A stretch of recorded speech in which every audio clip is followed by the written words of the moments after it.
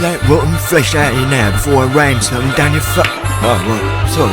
Welcome to Snowy Mo's. I'm Mo, and I don't really care who you are, so that's introductions over and done with.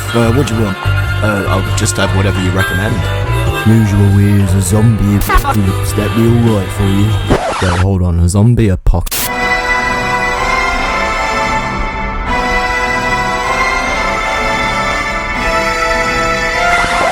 Yeah, sure, sounds good. Right, one zombie apocalypse coming up. Welcome to Cragness, a model Minecraft village, a place of modest beauty, boasting a world-renowned village inn and a fabulous new fortress under construction. In Cragness, nothing unusual usually happens, which makes it a perfect place for us to do a little spot of biological experimentation of, shall we say, the Frankenstein-esque sort.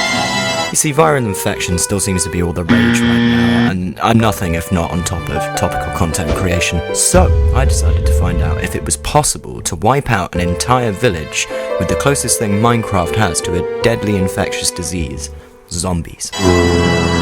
Now, there are some important things to mention before we go ahead. First off, the basics. Zombie mobs and villager mobs don't like each other very much. No, villagers will flee from any zombies they encounter, and in turn, zombies will chase and try to murder any villagers they come across. If a zombie catches a villager, it has a chance to turn it into a zombie villager. However, this likelihood does actually depend on the difficulty setting of your game, which caused some issues because I'm not the brightest spark in the fire, but we'll get to that in a bit. The theory was simple: spawn a ton of villagers in, add a single zombie to the equation, and unleash the Night of the Living Dead. And almost straight away, things started to go wrong.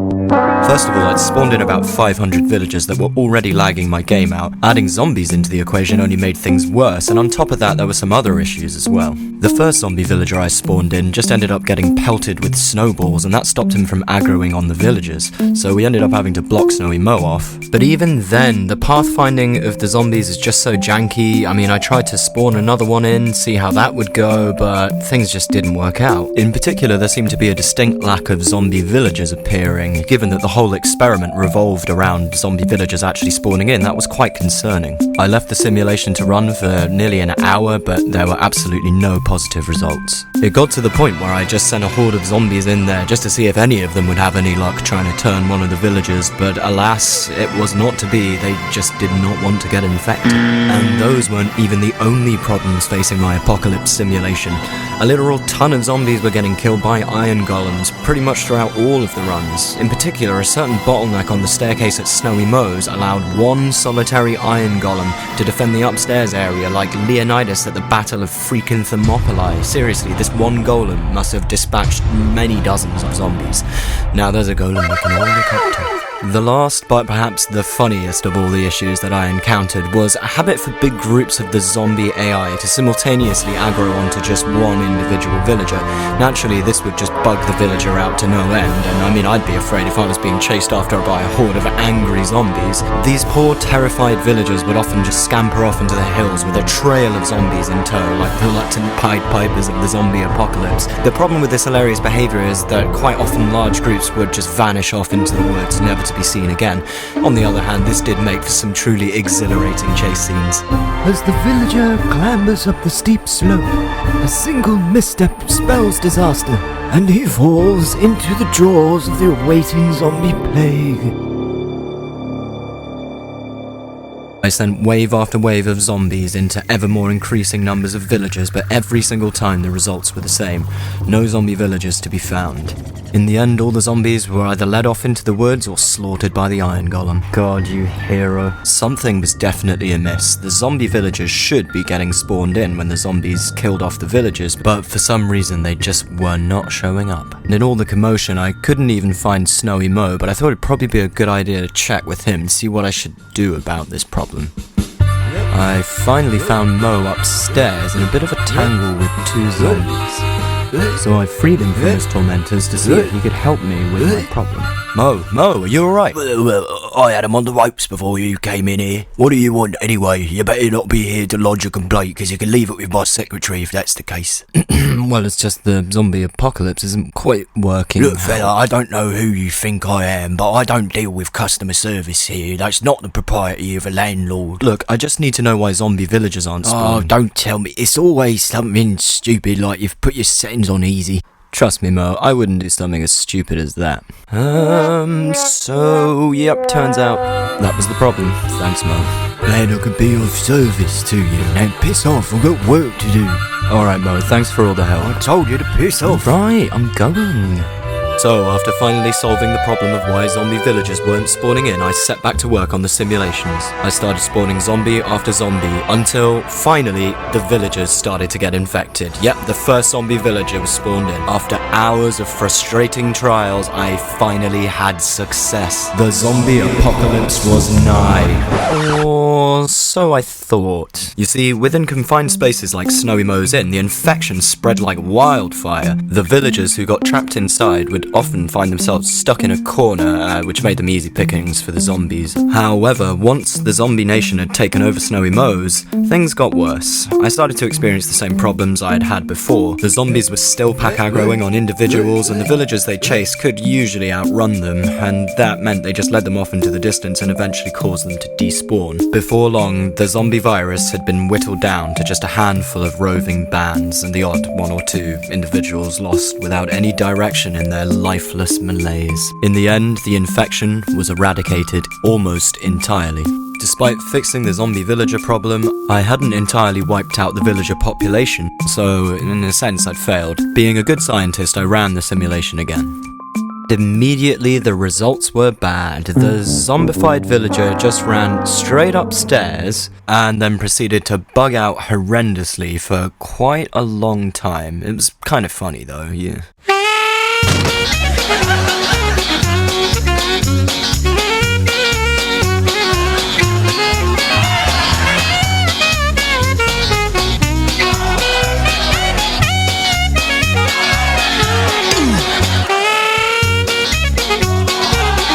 Yeah, you get the idea. Eventually though, things did kick off again and we had another pandemic starting from Snowy Mo's Inn. Before long though, it had started to peter out as well. Quite a few of the zombie villagers were going upstairs and being killed by the golem, but at the same time, quite a few of them were getting lured outside. Since the front doors of Snowy Mo's had long ceased to exist, it was all too easy for the zombies to just slip out off into the distance and get lost, as they always did. In the end, it just seemed like the villagers had good enough defences to stop an overwhelming zombie apocalypse. Between the iron will of the golems to protect the villagers at all costs and the sacrificial offerings leading zombies away from harm's reach, it just didn't seem likely that any amount of simulations would ultimately result in a fully infected village. I was faced with the prospect that my experiment had failed.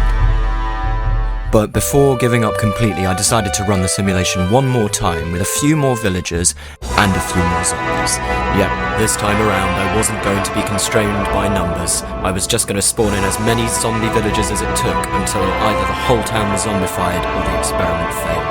As I spawned in more and more zombies, things started to heat up very quickly in Snowy Mo's. Whilst everything remained relatively peaceful outside for the time being, panic ensued inside. It wouldn't be long before the zombie horde spilled out into the town. Still, the iron golems defended the villagers with a vengeance. But by now, Snowy Mo's was effectively a quarantine zone. The R rate had shot up. It got so bad that finally, after 5 or 6 rounds of simulations, the hero golem upstairs finally met its doom. No, old Rusty. He worked so hard, my Iron Man. But he was just one of many that were causing issues for the run.